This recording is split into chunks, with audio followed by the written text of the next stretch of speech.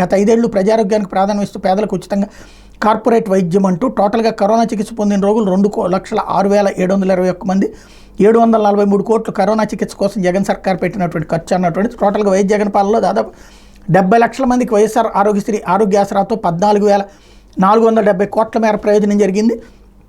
తెలుగుదేశం హయాంలో 2014-19లో ఆరోగ్యశ్రీ నెట్వర్క్ ఆసుపత్రులు 1,000, అదే జగన్ హయాంలో అదే 2,371.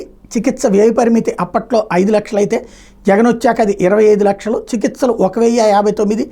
చంద్రబాబు టైంలో అయితే జగన్ టైంలో 3,257 అన్నటువంటి వార్తని హైలైట్ చేశారు. లేకపోతే స్కీమ్ ఫర్ స్కిల్లింగ్ నైపుణ్యాలు మెరుగయ్యేనా, బడ్జెట్లో స్కిల్ డెవలప్మెంట్పై ప్రత్యేక దృష్టి, స్కీమ్ ఫర్ స్కిల్లింగ్ పేరుతో కొత్త పథకం, ఇంటర్న్షిప్ పెంచే విధంగాని చర్యలు, ఇండస్ట్రీ అకాడమిక్ గ్యాప్ తగ్గించడమే ప్రధాన లక్ష్యం, ఉద్యోగాల పెంపు ప్రోత్సాహకాలు లేకపోవడంతో నిరాశ, కేంద్ర బడ్జెట్లో యువతకు పెద్దపీట వేశారా, మిలీనియల్స్ 1981-1996 మధ్య పుట్టిన వారికి విస్తృత ఉపాధి అవకాశాలు కల్పించే చర్యలు తీసుకున్నారా, ఇండస్ట్రీ అకాడమిక్ గ్యాప్ తగ్గించి తద్వారా ఇండస్ట్రీ రెడీగా యువతను తీర్చిదిద్దేందుకు అడుగులు వేస్తున్నారంటే ఇండస్ట్రీ అకాడమిక్ వర్గాల నుంచి భిన్నాభిప్రాయాలు వ్యక్తమవుతున్నాయి. కారణం తాజా బడ్జెట్లో యువత స్కిల్ డెవలప్మెంట్ కోణంలో పలు ప్రోత్సాహకాలు ప్రతిపాదన ప్రకటించిన ఉద్యోగ కల్పన, జాబ్ మార్కెట్ డిమాండ్ పెంచే ప్రోత్సాహకాలు లేవని కొందరు అంటుంటే, ఐటీఐ నుంచి ప్రొఫెషనల్ డిగ్రీ వరకు అన్ని స్థాయిలో యువతకు నైపుణ్యాలు లభించేలా పలు పథకాలను ప్రకటించడం హర్షణీయమని మరికొందరు పేర్కొంటున్నారు అన్నట్టు వార్తని హైలైట్ చేశారు. ఇప్పుడు లంక